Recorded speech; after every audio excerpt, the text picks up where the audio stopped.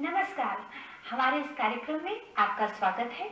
मैं हूं आपके साथ शुभता मिश्रा और अगले आधे घंटे तक हम बेहद रोचक विषय अंटार्कटिका पर आपसे बात करेंगे।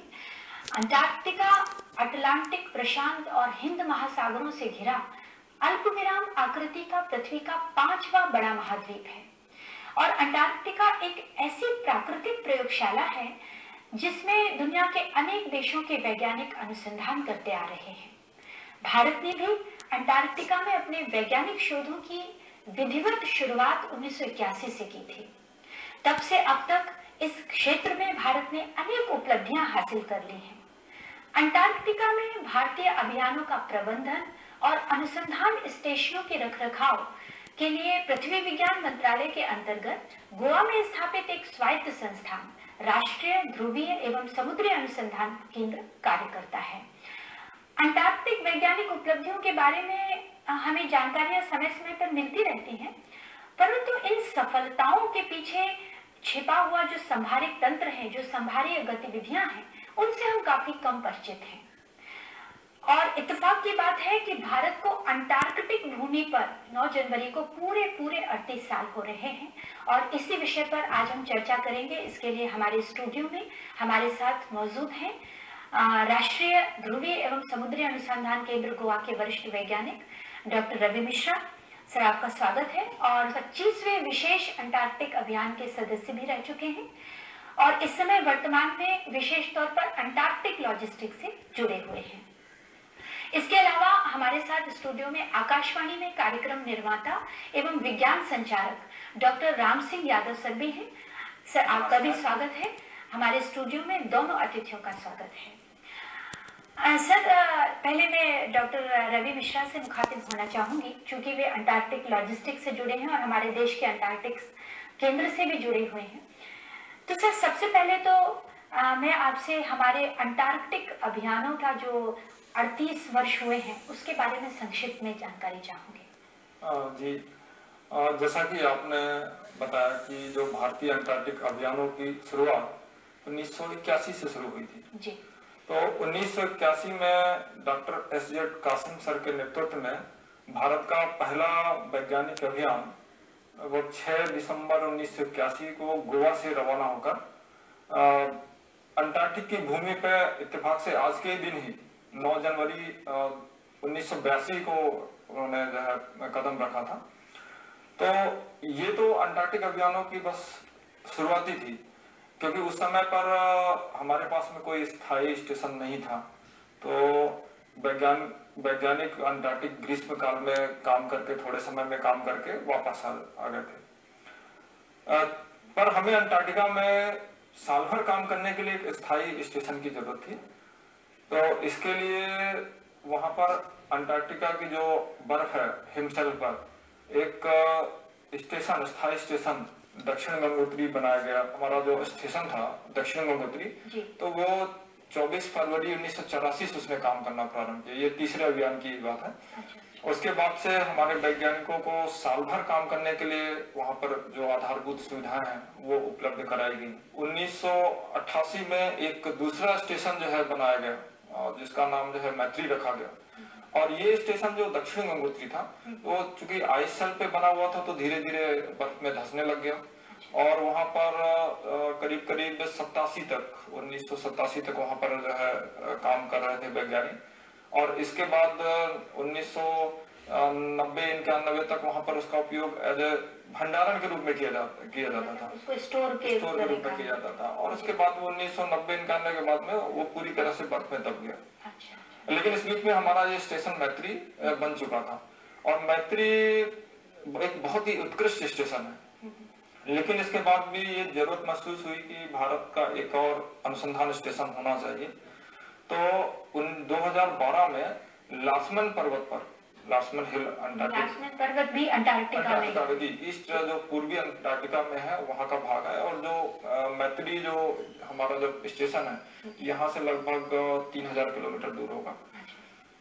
तो वहां पर एक अति आधुनिक और जो सुविधाएं हैं और एक अल्ट्रा मॉडर्न जिसको कहते हैं वो स्टेशन भारती 2012 में बना। मतलब इस तरह से हमारे यहाँ वैज्ञानिक अंटार्कटिक कार्य करने के लिए 2 स्टेशन इस समय काम कर रहे हैं, मैत्री और Bharti. Sir, doctor Yadav sir, मैं आपसे जानना चाहूंगी कि इस तरह से भारत ने अंटार्कटिक विज्ञान में अपनी उपलब्धियां शुरू कर दी हैं। मैं अपनी बात को आगे बढ़ाऊं उससे पहले एक संस्मरण में डॉक्टर कासिम का यहाँ पर कहना चाहूंगा कि 2004 में मैंने एक उनके साथ साक्षात किया था, जो उनकी बायोग्राफी पे आधारित था और रेडियो के ऊपर एक कार्यक्रम प्रसारित हुआ था।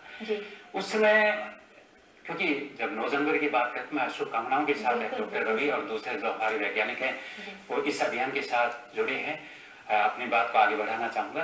डॉक्टर कासिम ने कहा कि विश्व के जो दूसरे देश थे वो धीरे धीरे अंटार्कटिका पर जा रहे थे, तो एक हमारे वैज्ञानिकों में कहीं न कहीं एक ललक थी, क्यों नहीं हम अपना वहां पर बेस बनाएं, हम भी जाएं और कुछ शोध कार्यों के अंदर हम अपनी गतिविधियों को आगे बढ़ाएं। उन्होंने अपना पूरा एक प्रपोजल बनाकर उस समय हमारे देश के जो प्रधानमंत्री श्रीमती इंदिरा गांधी जी थी उनके सामने भेजा। उन्होंने उनको मिलने का समय दिया, सारी बातें उनके सामने कही। तो बात कहने के बाद उन्होंने कहा कि कुछ समय के लिए, कुछ पल के लिए वो मौन हो गई। तो मेरे मन में एक शंका आ गई, कहीं मैंने गलत तो नहीं कर दिया, कोई मेरा जो प्रोजेक्ट है उसमें कमी तो नहीं रह गई। दूसरे पल उन्होंने कहा नहीं, आप आगे बढ़िए, हम आपके साथ हैं। तो कहते उनका इतना ही कहना काफी था वैज्ञानिकों के लिए, प्रोत्साहन है। जब देश के लीडरशिप उनके साथ हैं तो आगे बढ़ने के लिए एक नया रास्ता तैयार हो जाता है। और उनकी उस समय की जो टीम है उन्होंने, क्योंकि सबको नया आधार बनाना था, जो अपना भवन खड़ा करना था, एक एक ईंट उसके लिए जोड़नी थी। कहाँ से जो पानी का जहाज है वो लेना है, पानी का जहाज भी क्योंकि विशेष प्रकार का होता है जो अंटार्कटिका में जाएगा तो वो बर्फ को तोड़ के आगे बढ़ेगा, सामान्य जहाज वहां पर नहीं जा सकता है। नॉर्वे से वो जहाज है उसमें उन्होंने किराए पर लिया और किराए पर लिया तो उसके साथ जो जितना भी उसके इंश्योरेंस है, दूसरी प्रक्रिया है, लगभग 1.5 करोड़ के आसपास खर्चा उस समय आया था। कहते सारी चीजें हमने तैयार करके, जहाँ हमारे 21 सदस्यों का जो दल है, जहाँ तक मेरे को याद आया है 6 दिसंबर 1981 को ये यात्रा शुरू हुई थी और लगभग 77 दिन की ये यात्रा थी। पूरी यात्रा वापिस करके जो वापिस आए तो कहते एक अलग ही हमारे मन के अंदर प्रशंसा थी।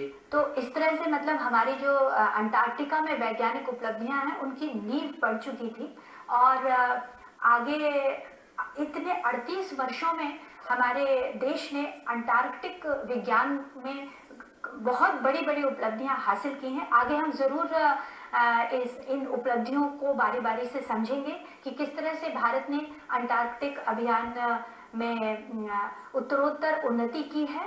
और चूंकि उन्नति के लिए थोड़ा सा विराम लेना भी जरूरी होता है, क्योंकि नहीं तो हाफ होने लगेगी, और वैसा ही कुछ विराम अभी हम इस कार्यक्रम में लेंगे और उसके बाद इस विषय को आगे बढ़ाएंगे।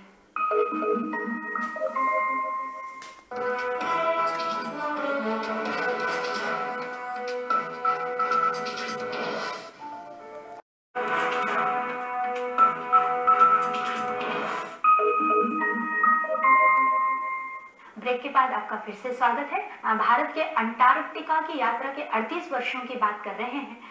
तो डॉक्टर रवि मिश्रा, मैं सबसे पहले आपको इससे ये जानना चाहूंगी कि ये जो हमारे यहाँ के अभियान जाते हैं वो किस तरह से अंटार्कटिका जाते हैं, इस बारे में थोड़ा सा हमें बताइएगा। जी देखिए, ऐसा है कि वर्तमान में जो हमारे अभियान है वो इस समय केप टाउन से जाते हैं। केप टाउन मतलब दक्षिण अफ्रीका जी, जो कि जो गोवा से जो अंटार्कटिका तक की यात्रा है ये जलयान से लगभग काफी दिनों की होती है, लगभग 30 दिनों से 28 से 30 दिनों का समय लगता है। तो वर्तमान में हमारे जो अंटार्कटिक जो एक्सपीडिशन है, अंटार्कटिक एक्सपीडिशन, उसमें वैज्ञानिक भी होते हैं, संभाग तंत्र के जो है कुछ मेंबर्स भी होते हैं। तो ये सभी मेंबर 4 या 5 ग्रुप में जाते हैं। तो उसमें एक जो दल होता है वो जहाज से जाता है, जलयान से जाता है, और बाकी जो दल होते हैं वो हवाई जहाज से केप टाउन से सीधे मैत्री स्टेशन के पास पहुंचते हैं। पर ये है कि ये सभी जो जलयान से जाना और हवाई जहाज से जाना ये वर्तमान में केप टाउन से होता है। केप टाउन से हमारे पास में दोनों मतलब जहाज हम चार्टर करते हैं और जलयान चार्टर किया जाता है। तो जैसे आप कह रहे हैं कि अभी हवाई से सुविधाएं भी प्रारंभ हो गई हैं, तो ये किस तरह की अंटार्कटिका जाने के लिए किस तरह की हवाई सुविधाएं शुरू हुई हैं जी? और कब से हुई हैं, थोड़ा सा इस पे भी हमें। अंटार्कटिका में एक ड्रोमलैंड फैसिलिटी है या जो सुविधा है, ड्रोमलैंड इसका जो पूरा नाम है, द ड्रोमिंग मडलैंड एयर नेटवर्क जी। तो ये वहाँ पे जो अंटार्कटिका में काम कर रहे हैं, जो एक अंतर्राष्ट्रीय कार्यकारी जो समिति है, जो देशों की लगभग इसमें 11 देश हैं, 11 देश जिसमें भारत भी, जर्मनी, रसिया, नॉर्वे और फिनलैंड, ब्राजील और ये आपके यूनाइटेड किंगडम, ये सब देश जहाँ जो अंटार्कटिका में काम कर रहे हैं, काम करते। तो 11 देशों ने मिल करके ये एक सुविधा जो है ड्रोमलैंड की सुविधा शुरू की, और ये लगभग 2002-03 से शुरू हुई। हालांकि भारत ने इस सुविधा का लाभ जो है 2006 से, जो 26वां अभियान था, उससे उठाना शुरू किया। तो ये जो सुविधा, ये केप टाउन से उसमें चार्टर्ड कोई नियमित ऐसा जो हम स्थल पे देखते हैं ना, कि जो नियमित एयरपोर्ट रहते हैं, नियमित उड़ानें रहती हैं, इस तरह की कोई सुविधा नहीं है। ये सब सदस्य देश मिल करके और ये देखते हैं कि कितनी फ्लाइट्स होंगी इस साल में, और कितने लोग जाएंगे और कैसे जाएंगे, कितने लोग किस देश के जाएंगे। तो इस तरह से ये एक तय किया जाता है। और तो जैसे आप कह रहे हैं कि हवाई सुविधाएं उपलब्ध होंगी, तो इसका मतलब ये है कि अब साल भर अंटार्कटिका जाया जा सकता है? जी जी, बिल्कुल नहीं, क्योंकि जैसा मैं आपको बताया कि जो वहाँ पर जो सिर्फ ग्रीष्म काल में जाया जा सकता है। तो अंटार्कटिक ग्रीष्म काल का मतलब है कि लगभग अक्टूबर के आखिरी सप्ताह से लगभग मार्च। तो इसमें भी जो ग्रीष्म काल में भी एक कम से कम उनको मौसम का जो अनुमान है, जो मौसम का, वो कम से कम अच्छे मौसम का अनुमान कम से कम 6 घंटे का होना चाहिए। तो 6 घंटे का जब भी उनको एक अच्छे मौसम का अनुमान की भविष्यवाणी होती है, तो उस समय जो है केप टाउन से फ्लाइट है। सर, आपने तो डॉक्टर कासिम का साक्षात्कार लिया था, तो उस समय तो इस तरह की कोई हवाई सुविधाएं नहीं हुआ करती थी, तो सर का क्या अनुभव था? डॉक्टर कासिम का जो कहना था वो यही था कि क्योंकि यात्रा हमारी पहले थी, नई यात्रा थी जी। तो नई यात्रा का रूट क्या होगा, और जैसे डॉक्टर रवि ने कहा कि जो केप टाउन है वो हमारे रास्ते में पड़ता, पर उसका आगे का जो रास्ता है वो उनको खुद निर्धारित करना था। जब अंटार्कटिका के पास पहुंचे तो उन्होंने एक प्रयास नहीं, मतलब जो पहुंचने के लिए 3-4 प्रयास किया। एक रास्ता हो सकता उनका सफल नहीं हुआ, दूसरा तो तीसरे या चौथे प्रयास के अंदर वो अंटार्कटिका पर पहुंचने में सफल हुए थे। और लगभग 10 दिन का 2 सप्ताह का पड़ाव उनका वहां रहा था। 2 सप्ताह में उनको काम बहुत करना था। उस सीमित अवधि में सारे डाटा तैयार करने थे, सारे अपने जो शोध प्रोजेक्ट है जिनके ऊपर काम करना था वो पूरी करनी थी, और इसके साथ साथ जो आगे आने वाले अभियान है उनके लिए आधार जो है वो भी तैयार करना था, कि उनको वहीं आना है या किसी दूसरे रूट पर चल के अपनी जो केंद्र है वो स्थापित। पहला जैसे 1984 में जो दक्षिण गंगोत्री है उसकी स्थापना डॉक्टर रवि ने बताया।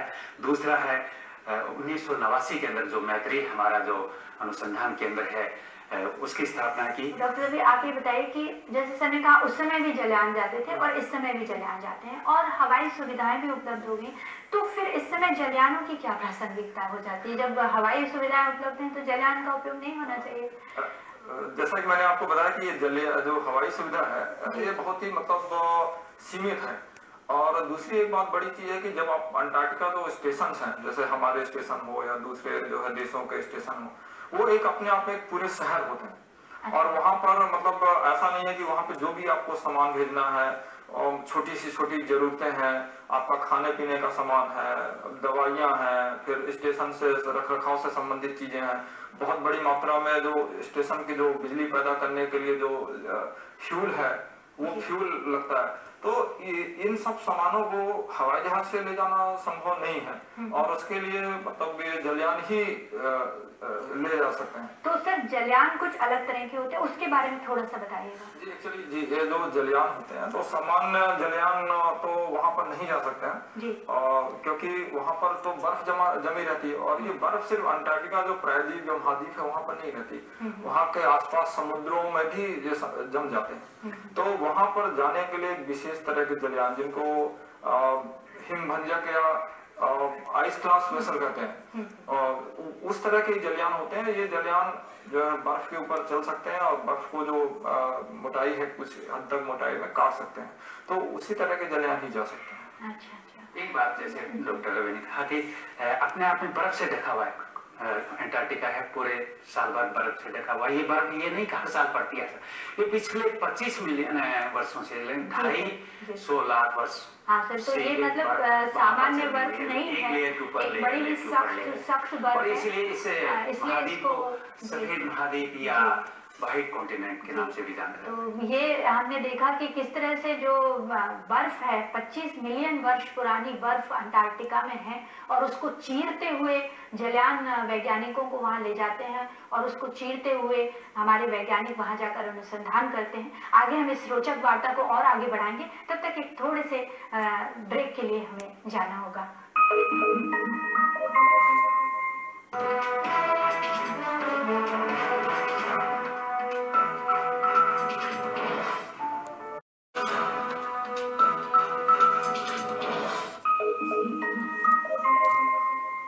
ब्रेक के बाद आपका पुनः स्वागत है इस अंटार्कटिक रोचक यात्रा में हमारे 38 वर्षों की। सर, जैसा कि हमारे यहाँ जो हम सभी जानते हैं कि अंटार्कटिका में जो अनुसंधान कार्य हो रहे हैं वो शांतिपूर्ण उद्देश्य के साथ होते हैं, और विभिन्न देशों के जो वैज्ञानिक हैं वहाँ शांतिपूर्ण तरीके से वैज्ञानिक कार्य कर रहे हैं। तो इस बारे में आप क्या कहना चाहेंगे? क्योंकि सुब्रत है, क्योंकि जो संधि विभिन्न देशों के बीच में, हालांकि पर्यावरण उसके केंद्र बिंदु में रहा है, परंतु उसमें साथ साथ ये बात भी रखी गई कि जो भी शोध कार्य होंगे, जो भी वहाँ अभियान जाएंगे, वो मानव हित को ध्यान में रखते हुए वहाँ जाएंगे और कार्य करेंगे। तो जितनी भी गतिविधियां हैं वो ह्यूमैनिटी को ध्यान में रखते, पूर्व मानव जाति को, किसी देश विशेष का नहीं, सब देशों का वहाँ पर एक सामूहिक हित जुड़ा हुआ होता है। शोध कार्य जो किए जाए हैं उनमें भी एक नई दिशा इस प्रोजेक्ट ने दी है। एक मापदंड तैयार किया है और एक बेंचमार्क जिसमें अंटार्कटिका से संबंधित या जो ओशियन से संबंधित जो शोध है उसमें इन अभियानों ने स्थापित किया है। इसके साथ साथ आप देखेंगे कि पिछले 38 सालों के अंदर हमारी जो पहले कुछ एक जो गिनी चुनी जो संस्थाएं थी इस तरह के शोध कार्यों से जुड़ी हुई है, धीरे धीरे ये जो शोध का दायरा है ये बढ़ता जा रहा है। आज लगभग 3 दर्जन ऐसी संस्थाएं हैं, ऐसे प्रीमियर इंस्टीट्यूट हैं जहां पर अंटार्कटिका या इससे संबंधित जो शोध कार्य हैं या प्रोजेक्ट से संबंधित जो शोध है वो चल रही हैं। यही नहीं, धीरे धीरे आप देख रहे हैं, डॉक्टर रवि तो जानते होंगे कि जो इनके अभियान का दल जो जाते हैं उसमें युवा शोधार्थियों को भी ये अपने साथ जोड़ रहे हैं, और इसके साथ साथ जो मेडिसिन है और फिजियोलॉजी है वो सारे आपस में जुड़ जाते हैं। सर, क्योंकि तो जैसे अपने आप में हटकर है और उस परिस्थितियों में ये शोध कार्य किए सर, ये जो शोध कार्य होते हैं और हमारे अभियान के सदस्य जाते हैं, वैज्ञानिक जाते हैं, तो डॉक्टर मिश्रा मैं आपसे ये जानना चाहूंगी कि एक तो वहाँ जो काम कर रहे हैं शोधार्थी हैं, वैज्ञानिक हैं, आपका जो संभारित तंत्र से संबंधित लोग हैं, वो किस तरह से अपने परिवारों से, संस्थान से या देश दुनिया से जुड़ पाते हैं? दूरसंचार से संबंधित वहाँ पर क्या सुविधाएं हैं? देखिए, जो शुरू के जो अभियान थे तो उसमें हमारे पास में दूरसंचार की बहुत ही सीमित सुविधाएं थी, और वो सुविधाएं लगभग जो उपग्रहों के वहां से गुजरने के समय पर आधारित हुआ करती थी। लेकिन जैसे जैसे दूरसंचार क्रांति आती गई और दूरसंचार तकनीकियों का विकास होता गया, वैसे वैसे अंटार्कटिका में भी जो दूरसंचार का बहुत विकास हुआ, और 2009 में हमारे केंद्र और मैत्री स्टेशन के बीच एक उपग्रही सीधी लिंक सुविधा शुरू की, जोड़ा गया था, सीधी लिंक सुविधा से जोड़ा गया था। फिर जब भारतीय स्टेशन बना तब भारती को भी उपग्रही लिंक सुविधा से जोड़ा गया। तो इसके वजह कारण क्या हुआ कि जो वर्तमान में जितने भी आधुनिक संचार के माध्यम हैं, चाहे वो वॉइस कॉल हो या वीडियो कॉन्फ्रेंसिंग हो या इंटरनेट की सुविधाएं हैं, तो सभी वहाँ पे सदस्यों को मिलती हैं। तो परिस्थिति इस तरह की हो गई कि जो वैज्ञानिक हो जाते हैं अपने आप को इतना दूर महसूस नहीं कर पाते, तो उसका भी असर पड़ता है। आपके इंटरनेट डाटा अपलोड डाउनलोड ये सारी सुविधाएं आपके अर्थ स्टेशन के माध्यम से वहाँ उपलब्ध हो रही हैं। जी सर, एक बहुत ही ज़रूरी चीज़ इस कार्यक्रम के माध्यम से मैं जानना चाहूँगी, और हमारे जो नए शोधार्थी हैं या वैज्ञानिक हैं, क्योंकि जब अंटार्कटिक अभियान जाता है भारत का या अंटार्कटिक विज्ञान से संबंधित बात आती है, तो उनके मन में भी आता है कि हम भी वहाँ जाकर कुछ कर पाते। तो आप इस कार्यक्रम के माध्यम से ज़रूर उन्हें बताएं कि वो आगामी जो अभियान है उनमें किस तरह से भाग ले सकते हैं। देखिए, अंटार्कटिका में जाने का जो एक शेड्यूल होता है वो फिक्स होता है, क्योंकि हमें जो अभियान है वहाँ पर अंटार्कटिक जो ग्रीष्म काल है उसी दौरान भेजना होता है जी। तो उसके लिए एक समय जो है एक सीमा निर्धारित कर दी गई है, और उसमें क्या होता है, जैसे भी आने वाली फरवरी है तो उसमें जो शोध प्रस्ताव जो है आमंत्रित किए जाते हैं। अच्छा, हर साल मतलब फरवरी में और उसमें क्या है कि कोई भी शोधार्थी, कोई भी वैज्ञानिक अब जो समझता है कि उसको इस सब विषय में या इससे संबंधित वहाँ पर शोध करना चाहिए, वो अपना प्रस्ताव दे सकता है। अच्छा। और इन प्रस्तावों का बहुत बारीकी से मूल्यांकन किया जाता है। इसमें किसी विषय की सीमाएं रहती हैं क्या? विषय की सीमाएं नहीं होती हैं, सिर्फ उसमें एक चीज जो होता है वो संभारी जो आपका सीमाएं होती हैं, लॉजिस्टिक जो लिमिटेशन है वही रहता है कि यदि आपने कहीं किसी ऐसे विषय पर या किसी ऐसे क्षेत्र में शोध का प्रस्ताव किया जो कि हमारे जो प्रबंधन के हिसाब से संभव नहीं है, वही है। अन्यथा क्या है कि वहाँ पर सभी तरह के विषयों पर शोध किया जा सकता है। सर, अंत में सिर्फ आपसे कुछ शब्दों में मैं चाहूंगी कि अंटार्कटिक विज्ञान में आगे लोग हमारे जो शोधार्थी हैं काम करें, उसके लिए क्या सुझाव आप देना चाहेंगे? अंटार्कटिक जो महाद्वीप है पहले भी अपने आप में अद्भुत था। जब इसके ऊपर मानव पहुंचा, उसके बाद जो अद्भुत जो विषय है धीरे धीरे खुले, और आगे भी क्योंकि नई शोध हमारे सामने आई है तो उसने नए विषयों का जो पुलंदा है हमारे साथ को, जब एक पेज खुलता है तो उसके साथ साथ कई एक नए जो पाठ्यक्रम है, चैप्टर है, वो हमारे सामने आते हैं। इस तरह के जो कार्यक्रम है, शोध है, उसके साथ सबसे बड़ी आज आवश्यकता है कि जो हमारी युवा पीढ़ी है वो ज्यादा से ज्यादा जुड़े। तो सर, उसके लिए मतलब अंटार्कटिका को भी एक विषय के रूप में हमारे पाठ्यक्रमों में बिल्कुल, क्योंकि जो सक्सेस स्टोरी है वो जब तक हम अपने छात्र छात्राओं को नहीं बता पाएंगे तब तक वो जुड़ नहीं पाएंगे। बहुत पाठ्यक्रम में कहीं न कहीं हम इसको शामिल करें। ये बहुत ही अच्छा सुझाव सर ने रखा कि हमें अंटार्कटिक विज्ञान को भी एक पाठ्यक्रम के अंतर्गत विषय के तौर पर रखना चाहिए। तो आज हमारे दोनों वरिष्ठ वैज्ञानिकों ने अंटार्कटिका से संबंधित बहुत ही उपयोगी जानकारियां हमारे साथ साझा की। आशा है हम सभी के लिए ये काफी लाभकारी साबित होगी। और डॉक्टर रवि मिश्रा और डॉक्टर राम सिंह यादव सर, आप दोनों का हमारे स्टूडियो में आने और अंटार्कटिका से जुड़ी तमाम जानकारियां देने के लिए बहुत बहुत शुक्रिया। आपको हमारा ये कार्यक्रम कैसा लगा, आप अपनी राय हमें जरूर दीजिएगा। तब तक के लिए हमें दीजिए इजाजत। नमस्कार।